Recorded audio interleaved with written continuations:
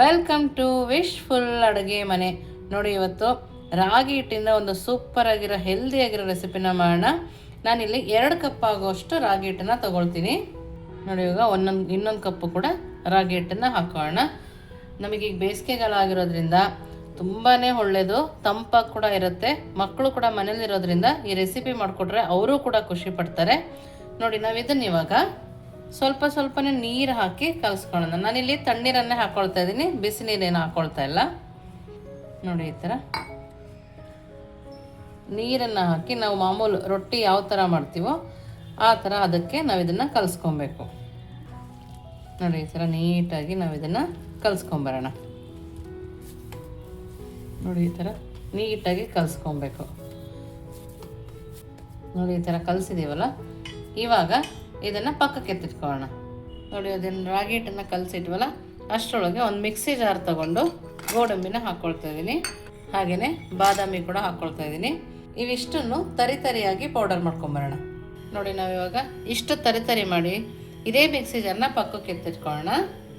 ನೋಡಿ, ಇವಾಗ ರಾಗಿ ಹಿಟ್ಟನ್ನು ಕಲಸಿಟ್ಟಿದ್ವಲ್ಲ ಅದನ್ನು ತಗೊಂಡು ಈ ಥರ 3 ಭಾಗವಾಗಿ ನಾನು ಮಾಡ್ಕೊಳ್ತಾ ಇದ್ದೀನಿ.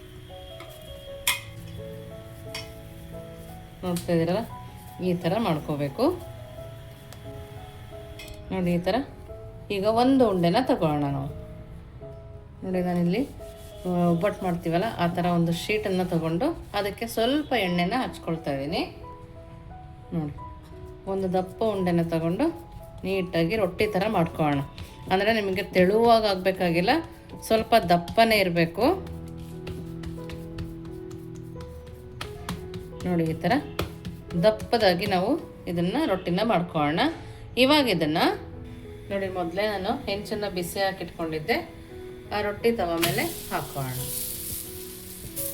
ನಿಧಾನಕ್ಕೆ ನಾವು ಇದನ್ನು ಬೆಳೆಸ್ಕೊಬೇಕು.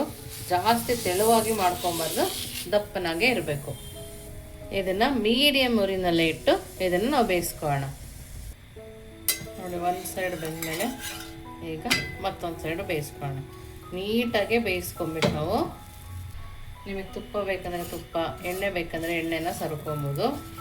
ನೀವಿನ್ನೂ ನಮ್ಮ ವಾಟ್ಸಪ್ ಗ್ರೂಪಿಗೆ ಜಾಯಿನ್ ಆಗಿಲ್ಲ ಅಂದರೆ ವಿಶ್ಫುಲ್ ವಾಟ್ಸಪ್ ಗ್ರೂಪಿಗೆ ಜಾಯಿನ್ ಆಗೋದನ್ನು ಮರಿಬೇಡಿ. ನೋಡಿ, 2 ಸೈಡು ನೀಟಾಗಿ ಬೇಯಿಸ್ಕೊಬೇಕು. ಸ್ವಲ್ಪನೂ ಹಸಿ ಉಳಿದಿರಬಾರ್ದು, ಆ ಥರ ನಾವು ಇದನ್ನು ಬೇಯಿಸ್ಕೊಬೇಕು. ನೋಡಿ, ಇವಾಗ ಚೆನ್ನಾಗಿ ಬೆಂದಿದೆ. ಇವಾಗ ಇದನ್ನು ತಕ್ಕೊಂಡು ಇನ್ನೊಂದನ್ನು ಕೂಡ ಬೇಯಿಸ್ಕೊಳ್ಳೋಣ.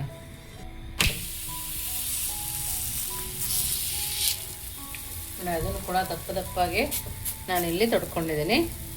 ನೋಡಿ, ಈ ಥರ ಇನ್ನೊಂದು ಇದೆಯಲ್ಲ, ಅದನ್ನು ಕೂಡ ಇದೇ ಥರ ನಾವು ಬೇಯಿಸ್ಕೊಂಬರ್ಬೇಕು. ಈ ಥರ ಬೇಯಿಸಿ ಸ್ವಲ್ಪ ರಾಗಿ ರೊಟ್ಟಿನ ತಣ್ಣಗೆ ಹಾಕಿ ಬಿಡೋಣ. ನೋಡಿ, ನಮಗೆ ರೊಟ್ಟಿ ತಣ್ಣಗಾಗೋ ಅಷ್ಟರೊಳಗೆ ನಾವಿಲ್ಲಿ ಗೋಡಂಬಿ ಮತ್ತು ಬಾದಾಮಿ ಡ್ರೈ ಪೌಡ್ರ್ ಮಾಡ್ಕೊಂಬಂದಿದ್ವಲ್ಲ, ಅದಕ್ಕೇ ಕಡಲೆ ಬೀಜನ ಹುರಿದು ಹಾಕೋಣ. ಹುರಿದು ಸಿಪ್ಪೆ ತೆಗೆದು ಬೇಕಿದ್ರೂ ಹಾಕೋಬೋದು, ಹಾಗೆ ಬೇಕಿದ್ರೂ ಹಾಕೋಬೋದು. ಇದನ್ನು ಕೂಡ ಆನ್ ಆಫ್ ಮಾಡ್ತಾ ತರಿಯಾಗಿ ನಾವು ಇದನ್ನು ಗ್ರೈಂಡ್ ಮಾಡ್ಕೊಂಬರೋಣ.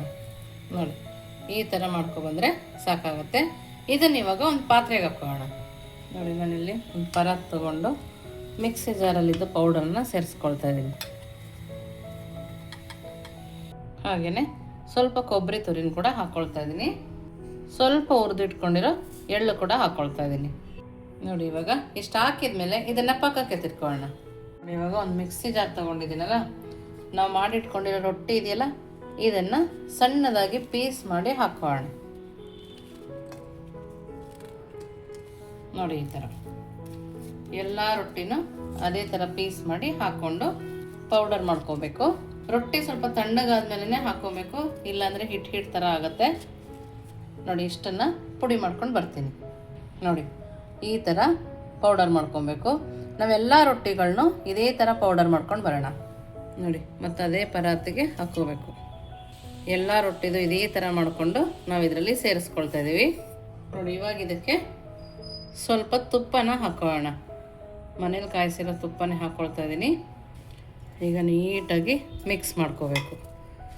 ಮಕ್ಕಳು ಮನೇಲಿರ್ತಾರೆ, ಸಮ್ಮರಲ್ಲಿ ಏನು ಮಾಡ್ಕೊಡೋದು ಅಂತ ನೋಡಿದಾಗ ಹೆಲ್ದಿಯಾಗಿ ಕೂಡ ಇರುತ್ತೆ, ದೇಹಕ್ಕೆ ಕೂಡ ತಂಪು, ಆರೋಗ್ಯವಾಗಿ ಕೂಡ ಇರುತ್ತೆ ಅಂತೇಳಿ ಇದನ್ನು ಮಾಡಿಕೊಡ್ಬೋದು. ನೋಡಿ, ಇವಾಗ ಈ ಥರ ಚೆನ್ನಾಗಿ ಮಿಕ್ಸ್ ಮಾಡಿ ಇದನ್ನು ಪಕ್ಕಕ್ಕೆ ಎತ್ತಿಟ್ಕೊಳ್ಳೋಣ. ನೋಡಿ, ಇವಾಗ ಒಂದು ಪಾತ್ರೆನ ತಗೊಂಡು 1 ಬೌಲ್ ಆಗೋಷ್ಟು ಬೆಲ್ಲನ ಹಾಕ್ಕೊಂಡಿದ್ದೀನಿ. ನಾನಿಲ್ಲಿ ಬೆಲ್ಲದ ಪುಡಿ ಹಾಕ್ಕೊಂಡಿದ್ದೀನಿ, ನೀವು ಯಾವ್ದು ಬೇಕಿದ್ರೂ ಹಾಕ್ಕೋಬೋದು. ಹಾಗೆಯೇ ಒಂದು ಅರ್ಧ ಕಪ್ ಆಗೋಷ್ಟು ನೀರನ್ನು ಹಾಕ್ಕೊಂಡಿದ್ದೀನಿ. ಇದು ನಮಗೆ ಚೆನ್ನಾಗಿ ಕುದಿಬೇಕು ಅಂತ ಏನಿಲ್ಲ, ಬೆಲ್ಲ ಕರಗಿದ್ರೆ ಸಾಕು, ನಮಗೆ ಪಾಕ ಬರೋ ಅವಶ್ಯಕತೆ ಇಲ್ಲ. ನಮಗೆ ನೀಟಾಗಿ ಬೆಲ್ಲ ಕರಗಿ ಒಂದು ಕುದಿ ಬಂದರೆ ಸಾಕಾಗತ್ತೆ. ನೋಡಿ, ಈ ಥರ ಬೆಲ್ಲ ಚೆನ್ನಾಗಿ ಕರಗಿ ಒಂದು ಕುದಿ ಬಂದಿದೆ. ಇವಾಗ ನಾವು ಸ್ಟವನ್ನು ಆಫ್ ಮಾಡ್ಕೊಳ್ಳೋಣ. ಇವಾಗ ನೆಕ್ಸ್ಟ್ ಏನು ಮಾಡೋದು ನೋಡೋಣ ಬನ್ನಿ.